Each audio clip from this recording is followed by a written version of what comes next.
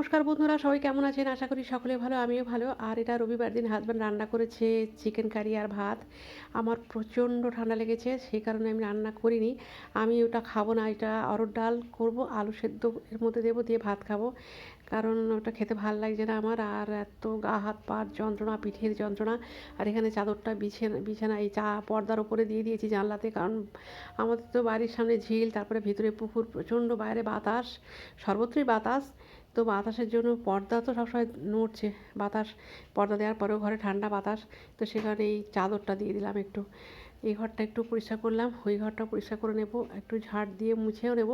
বাসি ঘর ফেলে রাখতে ভালো লাগে না। এই যে দেখুন, তো এটা আজকে আর এত ঠান্ডা লেগেছে, কোনো কাজই করতে পারছি না। তো এই যে ঝাঁট দেবো, একটু ঝাঁটপাট দিয়ে একটু মুছে নেব। মুছে নিয়ে তারপর স্নান করে পুজো করব। জ্যাকেটটা ছেলেটার ফেলে রেখে গেছে, তুলে রাখলাম। আর এটা হচ্ছে সোমবার দিন হাজব্যান্ড গেছিলো দেশের বাড়িতে, কাজ আছে, ওখানে কাজ ছিল। ছেলেকে যা করে দিয়েছি আমি এটাই খাচ্ছি। হাতটা তো ঠান্ডা হয়ে গেছিলো, সেরকম ডালটা একটু গরম করে নিলাম। এই যে আলু সেদ্ধ, ডিম সেদ্ধ, আর কি করেছি, টমেটো সেদ্ধ। ছেলে তো টমেটো সেদ্ধ খায় না, এটাই আমি করে খেয়ে নিয়েছি। সোমবার দিন এটা। তারপর আর কোনো কিছুই ভিডিও বানাইনি, কারণ প্রচণ্ড গা হাত পা যন্ত্রণা করছে, এত ঠান্ডা লেগেছে।